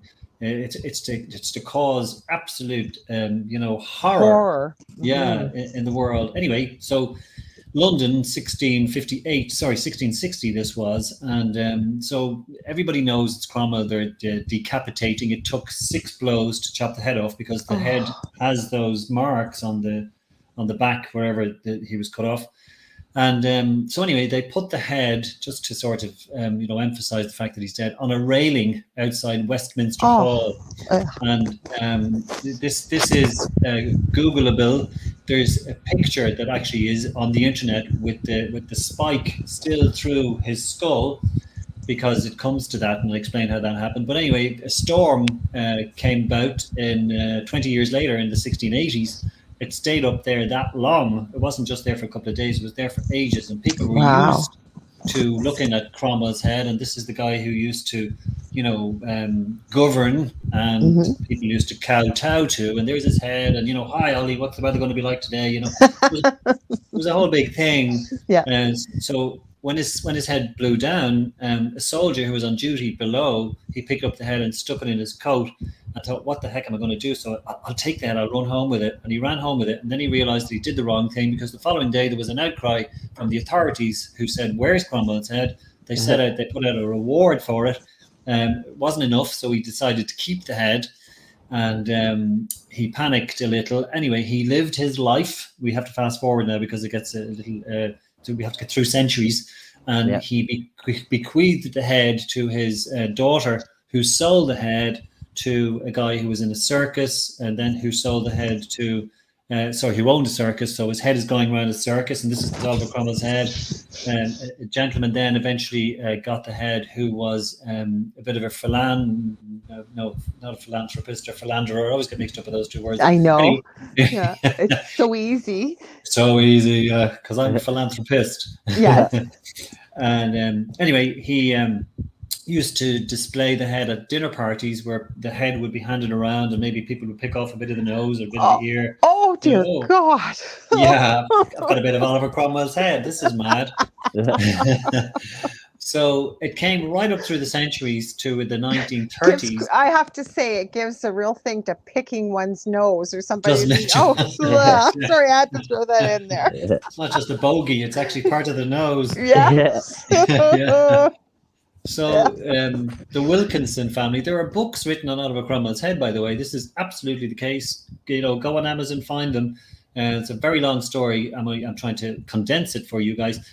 And the Wilkinson family decided in the 1930s that they'd get tests done on the head just to make sure that it was his. And it was, because they were warped. He used to have warts. He had one here and one in his eye socket. And there were marks on the skull which kind of pinpointed where the warts were. Wow. The portraits that had been done of him, scientifically were measured nose to eyes to mouth to chin, all that kind of stuff, whatever the technology, the science was at the time. Anyway, so they decided, okay, we've got Cromwell's head, what will we do with it? It took them 30 years to make a decision. And eventually in 1960, that's 1960, they decided to bury the head in the college that he attended, which was Sidney Sussex College in Cambridge. Now, the dean of the college was the only one who knows where the head is actually buried, and he passes the secret down to other deans. The current dean is the only one who knows where if he has a heart attack, we're all in trouble. That's what I was thinking. If someone died suddenly, like, what do you do? Have it in like a time capsule hidden somewhere so people could find it? I think he's not allowed. He's not allowed to die suddenly, because his head would be taken off too. I don't know what's going on. They must have a plan B. They must. I'm coming to the kicker, because I haven't got there yet. But in March 1960, Oliver Cromwell's head was finally buried in his college. Lorilei, I was born in March 1960. So the reincarnation insinuations come from there, and I can't. Are you coming to Canada? Take care of a few problems for us if you're reincarnated. I bring my trusty sword. Yes, bring your trusty sword. Yeah. But it's a thing, you know. Sorry, Lel. I said we have somebody here that you can take care of. Yeah, I already asked that earlier. Is he Trudeau? Yeah. We can't mention names. It rhymes with Trudeau. Okay. But anyway, so yeah, the whole reincarnation thing that, you know, some people kind of, you know, suggest is a real thing, may well be. And I've had experiences in my life which makes me often look at the world through 17th century eyes. And if I was that way inclined, I would say I am Oliver Cromwell reincarnated. I don't believe I am at all. I'm not saying that. Or maybe you're somebody that was very closely associated, because I'm almost wondering, so when did they bury his head in 1960? In March? In March, and I was born in the same month, you know? So there's the thing, like, I mean, that's what I'm saying. So people who have been reincarnated, there's a way you can find out. There's a way you can find out. Okay, is this DNA? No. No. Okay. You got to be open-minded. Well, you know I am. Okay. No, I can't do it. I have somebody actually from the UK. He was excellent. He was a professor, I believe, of psychology and stuff. He does deep hypnosis. I believe it's in the omega or theta levels. Oh my God, I'm so in. He does past life regressions. I know two people that do that. Chris Lee, who is the husband, a very good friend of mine, who is from the UK, but they're Canadian. Or Steve, I'll have to look Steve up and I'll try and send him your YouTube channel. He was an excellent guest. Actually, he was one of Gavin's authors too. Okay. And he does that. And I really liked what he did and how he explained what he did. Well, and he could specifically regress you, unless you weren't meant to know what you would see. But you're not put in a trance, and you know, you see those people up on the stage with stage hypnotists and stuff. I know. Did you just say, Lorilei, unless I was, if I'm not meant to know, what, that's an interesting statement that you just made there. I don't know. Okay.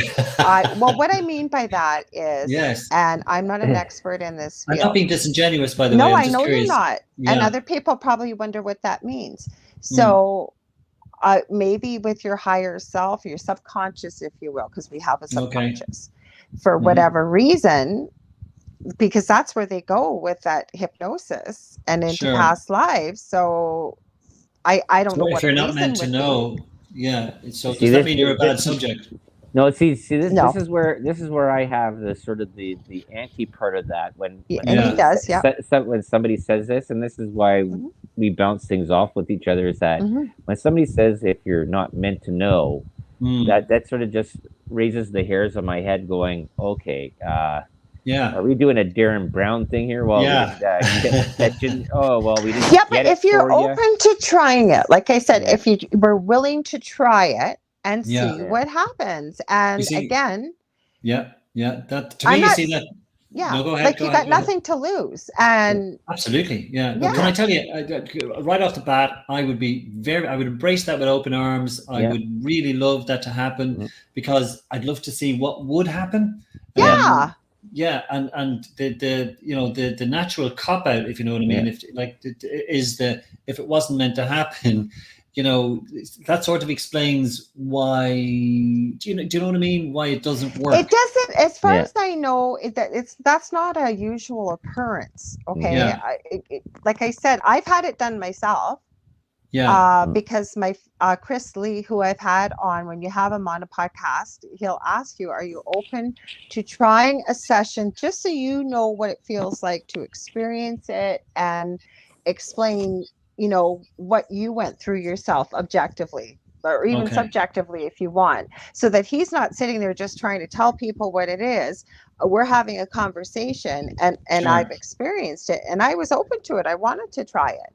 Well, this is one thing that I always find really interesting when anybody does these things about past life regressions. Okay, nobody ends up coming up that they were a pig farmer in Iowa, or that's not true. Or they were they were a shepherd out in Russia with llamas and stuff or whatever they had out there. I don't know what you're Points, watching, but depending on everybody was like, oh, I was like the royal guard to Princess Cleopatra. Diana. I was Princess Diana. Do you remember you had a Princess Diana case? Yeah. Like there was a guy, I think was it in France or something? I don't think I'd heard that. Yeah, as far as I know. But yeah, look, I understand that there are obscure, stories that people. But to my mind, if I embrace, I don't believe I can be hypnotized. That's the problem. I'd be going into this going, look, I really want it to happen, and whenever it goes off, I want that switch to go off, and I go on, that it works. But I just don't know that I would be a good subject. But again, I would absolutely embrace. There's so many things I need to say. Can I introduce, if you don't mind, change the subject slightly and introduce James Randi? Please do. Yeah. Yeah. So James Randi, is that a name you guys are familiar with? That's exactly. I was just going to say that because you were saying about the amazing Randy, and I was going to talk about the man they call Ravine, and it's all about suggestion. But that's not James Randi. Ravine. Well, no, James Randi was American. The Ravine was the Canadian one. Same thing. They're stage hypnotists. They're very, very famous. They went all over North America and the world. Yeah. Yes. But I want to hear what he has to say about James Randi. So it's just that, like, he, the story. I don't know if I have to go through it or not, but he was. But there's people listening who may not know who James Randi is. Okay, that's perfect. Yeah. So James Randi was, let's call him. He was magician is the wrong word to use, but he was a circus performer, illusionist, and an escape artist that got into dealing with pulling out people that were saying that they were psychics and paranormal stuff there. And he did a whole show on that, and he got $1 million. Go ahead. And he exposed various individuals, and they were absolutely. We had the conversation, Del, where people had wearing earpieces at it's been through the annals of time that people have done this with abilities. Absolutely. Some of the televangelists are they're just not real, and they con people. But James Randi had, this reward that he had put out there for anybody who could credibly provide some sort of, and it didn't have to be, 100% all singing, all dancing. It just had to be something that he couldn't explain in the supernatural arena. Something that whatever it was, and lots of people tried and came along, and he called them out. More often than not in the first 10 seconds explaining what they were going to do, and they were all tricks. So nobody ever is the short answer, the short way of finishing. Have you ever watched his April Fool's joke from, I think it was a couple of years ago? Go on. It's on YouTube, and I'm trying to remember it, but he actually said somebody won $1 million, and he brought the person up, and he had them do all this stuff. Like, it was really astounding to see what this person. And it involved computers, and I thought, well, isn't that kind of cheating? Like, if it's computers and blah blah blah. And at the end, he said, "April Fools."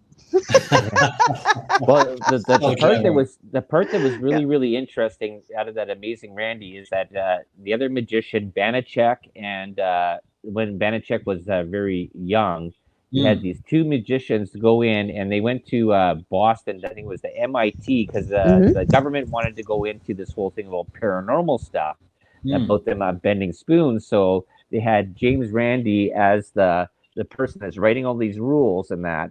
And then these two guys that were his apprentices, that the university and the government didn't know were his apprentices, went in there, and they went in and they would sneak in the middle of the night, and they'd bend and break the spoons and do all this stuff there. And it's great. I have a problem with spoon bending. It's a really interesting documentary, because he explains this whole thing, and he explains about the $1 million challenge, and then it goes into his life about how he was duped by his boyfriend and stuff like that, who was somebody else. That was really interesting. I have a problem with spoon bending, because I had something else in my mind that spoon bending was going on, like literally focusing and watching the spoon bend. And, I forget who was talking about. I thought, well, I got to see what they're talking about. And when I looked at what these people were doing, I'm going, really? Really? like how do I know you didn't just have another spoon down there and grab it, because you could go but to me, that's not spoon bending. Yeah, I don't. Uri Geller, I presume you're familiar with Uri Yep. Geller. Oh yeah, Yes, that was the yeah. big fight there between the You're, two I of was them there. thinking Yeah, of him. I couldn't remember his Yeah, name. Yuri he's the Geller. guy. Yes. Yeah, he's over at this neck of the woods. Mhm. And I'm just watching the time, so there's a couple of things I need to get in, if that's okay. Let's go for it. You have to come, but please come back again, Well, Tom. I hope so. thank you. You're so good to invite me back. But there's one, if we do come back, and can I suggest a topic that may take up some time? It's nothing to do with Cromwell. No It's worries. basically very little to do with paranormal activity, but it is in this arena. And maybe you've heard of it, maybe you We haven't. can talk about whatever you like. Like, as you Okay. can see, Del and I can talk about all kinds of things. So, and you're the guest, so you choose the topic. But please, let's slip in what you want to talk about. Get in here for the Well, last few minutes. I think so. So this next program could be a series of programs if we do this, because it's something that love I got it. so interested in. I got obsessed by. It's fascinating, layer upon layer of mystery and intrigue and death and Ooh. murder and Love treasure it. and any Ooh. amount of things. So it's French and it's Rennes-le-Château.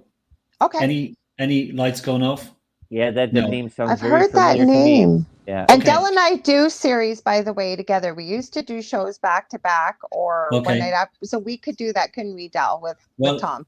Just so what you need to do is, if it's okay, and I'm encouraging you on a live show, so you can't say no, because so you've heard of the Da Vinci Code. Oh, Yep. yes. Yes. Okay, so now we're in the ballpark. Okay, Yeah. so the Da Vinci Code was born out of the Rennes-le-Château story. And it's I all, did not know that. Yeah, absolutely. It's all to do, and I've been to Rennes-le-Château on many occasions, and it's all to do with, and I'm just going to succinctly, again, watching the clock, explain that it's, and people I'm sure out there have heard of this. So there's a priest who comes to an impoverished village in France. He's got no money. The village has no money. And within a very short space of time, something like 6 or 8 years, he has the equivalent of these days $3 million, which he, reforms the whole village. He builds a church, he builds a villa, and that's where the intrigue is sourced. And there are mysteries about, people suggest, yeah, it's incredible that the tomb of Jesus is in this area. And the Merovingian, there's a whole bunch of... Exactly. The Cathars, correct. Are you The Googling? Rosicrucians, yeah. See, I told exactly. you we could talk about it. We just don't always talk. We could talk about this, definitely. And the Priory of Sion. Oh, yes. The bloodline of Jesus. Yes, yes. All of those. And just to sort of, again, watching the time, I had a moment to myself one day in the middle of Rennes-le-Château where I had read several books, and there are documentaries out there, and the documentaries are amazing. Henry Lincoln, who wrote The Holy Blood and the Holy Grail, I haven't with read that. two other, you really need to read that. Okay, I'm writing it down. Yeah, because that's amazing. That sort of tells. So the idea is that Mary Magdalene, a lot of people think, and I think she did, as far as I remember, she ended up in southern France. Yeah, and had kids and was married. And had kids. Well, see, that's a suggestion. And the fact is that the story goes that he didn't die on the cross. Shock, horror. I've heard that and believe that too. Well, and that he went to the south of France and they lived out their days in this area. So it's seismic, whether you're a conspiracy theorist or whether you're just interested in the story for the sake of the story. But trust me, the whole landscape is full of mystery and pentagons, and it's just, I can't tell you the amount of layers that are in the story. I'm sorry for going on about it. That's almost like people have said, the conspiracy theorists, that Adolf Hitler lived out the rest of his days in Costa Rica. I believe he did. South America. He did. I believe he did. Well, there's a possibility that he did. Where's the body? We've never seen a body. Yeah. But anyway, Rennes-le-Château is if you don't mind, and you can ignore me and you can say no. Look, Tom, I already said yes. I can't wait. I love it. Del and I have another guest that he's met that was a friend of mine. I told him you're gonna love her, and he does. And now that our shows aren't on the same night, we can't always do it back to back. But Varla Ventura, she's an author too. super interesting lady, like yourself. You're not a lady, but super interesting. And we usually have her on, but I'd love to do this. Would you join us too, Del? Oh, for sure. Yeah. Listen, Yeah. This would be terrific if you I would, love it. because what you will do, and I'm serious, there will be people out there, guys, whose lives you will change, because they will get on a plane, they will go to Rennes-le-Château. There's only about 60 people living in the village. It's on the top of the world. It's an amazing, and when you Google this, you'll see the view in itself. It's an intrinsically beautiful village, medieval, lots of history. But anyway, all of that will come, and you will literally change people. Like, people will go over there because the treasure apparently has not all been found. And over the years, there's a sign outside the village that says you can't dig in this village, because they've had so many people come to dig. But I don't think the treasure is in the village, and nobody does. But anyway, so it's a whole treasure story. Oh, wow.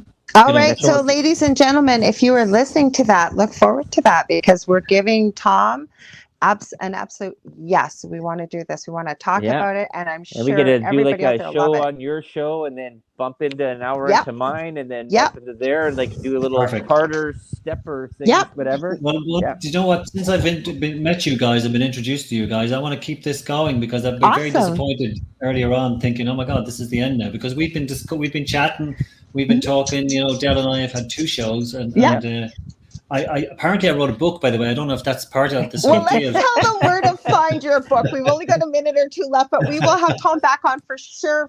Because look, we went all around the world and back again, basically, to Oliver Cromwell to tell people where to buy your fantastic book, Tom. So where can they buy it? You don't know it's fantastic.